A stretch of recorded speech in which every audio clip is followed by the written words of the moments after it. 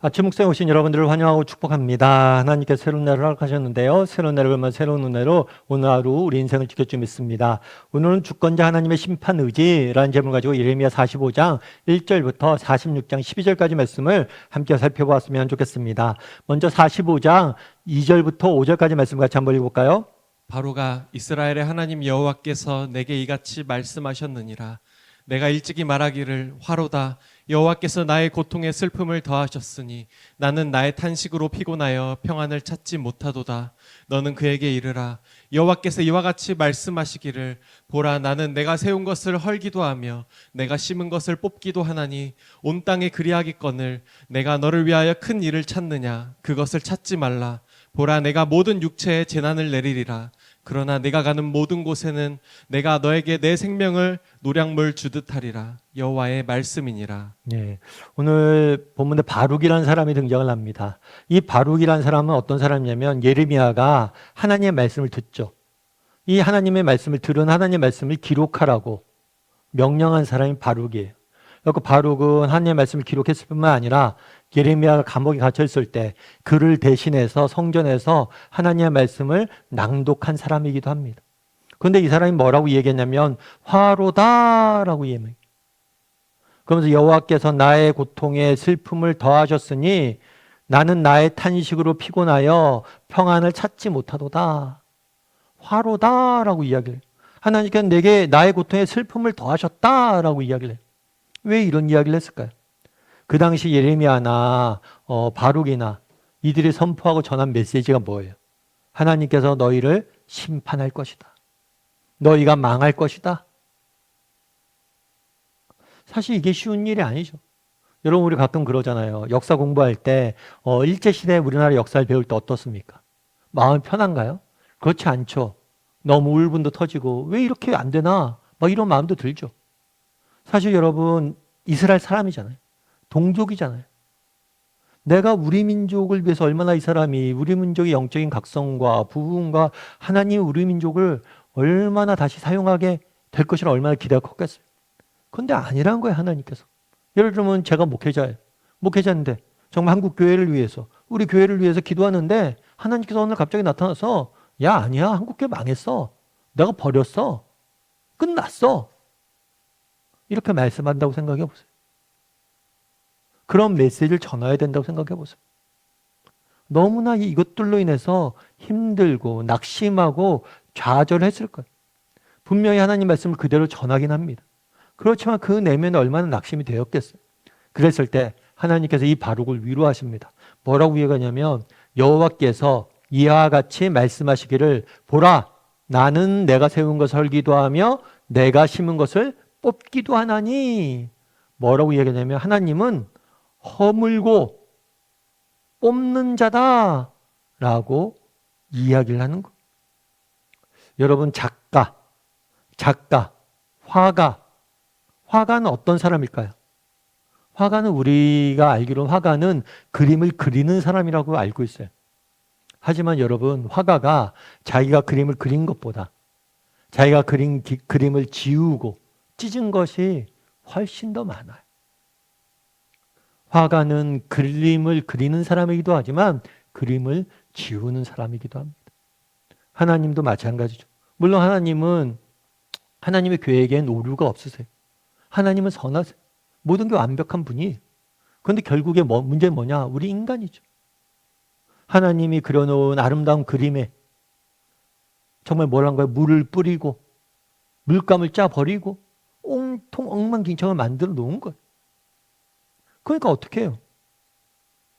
이 그림을 다시 그리기 위해서는, 그 망가진 걸 바로잡기 위해서는 지워야 되잖아요. 허물기도 하고 때로는 뽑기도 해야 되잖아요. 왜요? 하나님께서 악하거나 하나님의 파괴를 좋아하거나 하나님 그래서 그런 게 아니에요. 이것들을 새롭게 회복시키기 위해서, 더 좋은 작품을 만들기 위해서 의도적으로 그런다는 거예요. 우리도 마찬가지란 거죠. 여러분, 서양 속담에 그런 게 있어요. 어떤 게 있냐면 우리 인생의 10%는 내게 어떤 일이 일어났는지로 결정이 되지만 우리 인생의 90%는 내가 그것에 어떻게 반응했는지로 결정된다. 보세요. 10%는 내게 어떤 일이 일어나는 일로 결정이 된대요. 그런데 정말 나머지 90%는 뭐예요? 내가 어떻게 반응했는지로 결정이 된다는 거예요. 생각해 보라는 거예요. 여러분, 많은 사람들이 내 인생을 살면서 내 인생은 정말 환경이 문제야. 내게 이런 사건들이 일어났기 때문에 문제야. 외부에서 문제를 찾아요. 하지만 이 외부적으로 일어나는 사건은 내 인생의 10%밖에 영향을 못 미쳐. 진짜 내 인생을 결정을 하는 건 뭐예요? 그것에 대한 반응이라는 거. 맞는 얘기죠. 옳은 이야기. 그럼 다르게 말하면 뭐냐? 우리 인생을 망치는 건 누구예요? 우리 자신이. 여러분, 우리 인생을 망치는 건 누굽니까? 우리 자신이. 그럼에도 불구하고 우리에게 소망이 있는 이유는 무엇이에요? 우리의 작가 대신 하나님이 계시기 때문이에요. 우리가 우리 인생을 망치지만 하나님께서는 그것들을 지우시고 허무시고 뽑으시고 새롭게 우리를 빚으신다는 거예요. 우리가 잘못되게 쌓고 우리가 잘못되게 그리고 우리가 잘못되게 망쳐놓지만 우리가 악으로 쌓은 것들을 허무시고 우리가 잘못 악으로 심어놓은 것들을 뽑으시고 우리가 욕심으로 우리의 그러한 인간적인 판단으로 무너뜨린 것을 재건하신 분이 하나님이시라고. 그래서 소망이 있는 거예요. 바룩은 그날에 낙심했을지 몰라요. 왜 우리에게 심판의 메시지를 전합니까? 아니라는 거예요. 내가 지금은 뽑고 허물지만 이 허물고 뽑는 이유는 뭐냐는 거예요. 더 아름답게 너희를 재건하고 너희를 빚기 위해서 그렇다는 거예요. 우리도 기억해야 돼요. 때는 우리가 인생을 살다 보면 정말 우리 인생에 정말 고난이 닥칠 때도 있고 내 인생을 정말 그 고난에 내가 잘못 반응함으로 해서 내 인생을 망가뜨릴 때도 있어요. 하지만 하나님께서 그런 이 망가진 인생을 더 아름답게 빚으시고 우리를 사용하신다는 거예요. 여러분, 폴 브랜든이라는 분이 계세요. 이분 같은 경우에는 의학자예요. 의사. 의사인데 특별히 인도에서 나병 환자를 돕는 사람이에요. 여러분, 나병의 가장 큰 문제는 뭐냐면 고통을 못 느끼는 거예요. 여러분, 우리가 고통이 있다는 게 이 사람이 얘기하는 게 그거예요. 고통은 하나님의 선물이다. 나병 환자들은 고통을 못 느껴서 문제란 거예요. 예를 들면 그런 거예요. 예를 들면 이렇게 예를 들어서 뭐 손에 뭐 상처가 났어요. 뭐에 부딪혀 상처가 났어요. 그러면 아파야 되잖아요. 아파야지 피하잖아요. 그런데 나병 환자들은 아픔을 못 느껴요. 그래서 불에도 손을 넣어버리는 거예요. 왜요? 아프지 않으니까. 그래서 이분이 하는 일은 뭐냐면 나병 환자를 돌보면서 어떻게 하면 인공적으로 이 사람들이 고통을 느낄 수 있을까? 어떻게 하면 그렇게 고통을 느껴서 위험한 것들로부터 피할 수 있을까? 이런 것들을 연구한 사람이에요. 그리고 평생을 나병 환자들을 통해 위해서 헌신하셨던 분이죠. 근데 한 번 어느 날 이분이 운영하는 병원에 나병 환자들 병원에 기자가 취재를 갔어요.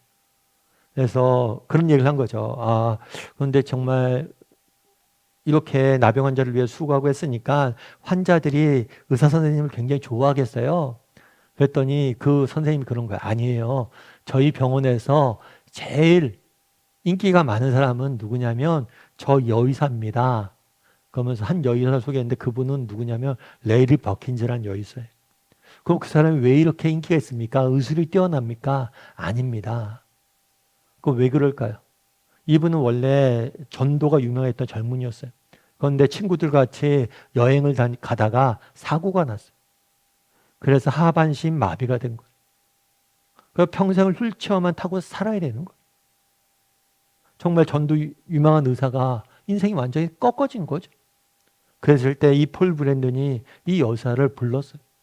우리 병원에 와서 섬기라고. 그러면서 이 여의사가 얘기를 하는 거예요. 여의사가 그 병원을 섬긴 거예요. 그럼 이 여의사를 왜 이렇게 환자들이 중요하냐, 좋아하냐, 그러면서 폴 브랜든이 뭐라고 얘기했냐면 사람을 고치는 건 의술이 아닙니다. 사람을 고치는 건 사랑입니다. 그래서 저 레리 버킨스가 타고 있는 휠체어가 더 많은 사람을 치료합니다. 뭐냐면 평생을 휠체어만 의지해야 되잖아요. 그러다 보니까 평생을 나병이라는 진짜 몹쓸병에 걸려서 고생하는 그들의 마음을 누구보다도 잘 아는 의사라는 거. 그래서 그 의사가 오면 나병 환자들이 너무 발가한다는 거. 왜냐하면 저 사람은 내 마음을 아는구나. 이런 생각들 때문에. 어쩌면 버킨스로서는 정말 평생을 의자에 휠체어에 앉아서 산다는 너무나 불행한 인생을 살았을지 모르죠. 하지만 그 불행마저도 하나님이 선하게 쓰시잖아요. 그를 통해서 더 많은 사람을 고치는 데 사용하시잖아요. 우리 하나님은 그런 분이란 거예요. 여러분, 우리 인생을 망치는 건 누구입니까? 우리 자신이에요. 하지만 하나님께서는 헐기도 하시고 뽑기도 하세요. 정말 우리가 망쳤던 것들을 다 헐고 뽑으시고 새롭게 우리를 빚으시는 거예요. 바라기는 우리 다음의 식구들이 정말 우리의 모든 것을 주관하시고 정말 우리의 불행마저도 선으로 바꾸어 가시고 악마저도 정말 선으로 바꾸어 가시는 그 하나님 앞에 소망을 두고 날마다 살았으면 좋겠어요. 그래서 날마다 하나님의 주권을 인정하고 하나님만을 바라보며 살아가는 저나 여러분이 되기를 주님의 이름으로 소원합니다. 우리 함께 기도했으면 좋겠는데요. 기도하실 때 오늘 말씀 기억하면서 기도했으면 좋겠습니다. 정말 우리 인생의 모든 것을 주관하신 분은 누구십니까? 하나님이세요. 하나님께서 우리 인생을 붙잡고 계세요. 때로는 정말 바룩의 말처럼 하나님께서 내 고통에 슬픔을 더하셨다라고 고백할 수밖에 없는 순간들도 있지만 또 뭐예요? 그 고통과 악과 슬픔마저도 선으로 바꾸어 가실 거예요. 그런 믿음을 가지고 하루하루 믿음의 경주를 달려가는 우리 모두가 되게 달라 기도해 주시고 또 오늘 하루 말씀 들으면 각자 느끼고 깨달은 점을 가지고 같이 기도하도록 하겠습니다. 같이 기도하시겠습니다.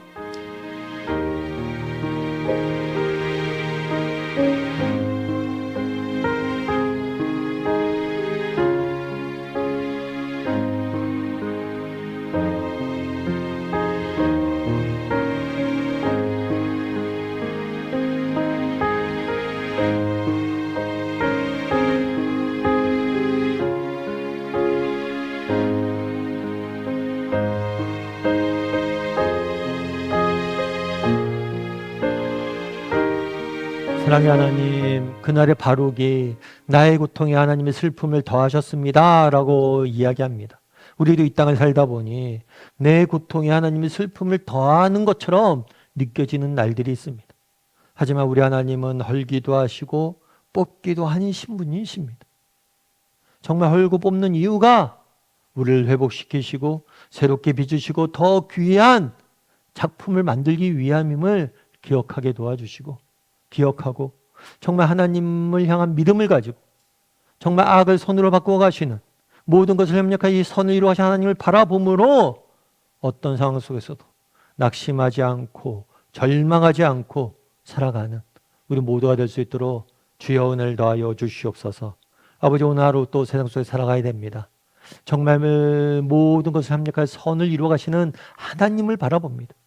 그 하나님의 손길로 그 하나님의 은혜로 오늘도 승리하는 저희 모두가 될 수 있도록 주여 붙잡아 주시옵소서. 은혜 감사드리며 모든 말씀 예수님의 이름으로 기도드립니다. 아멘.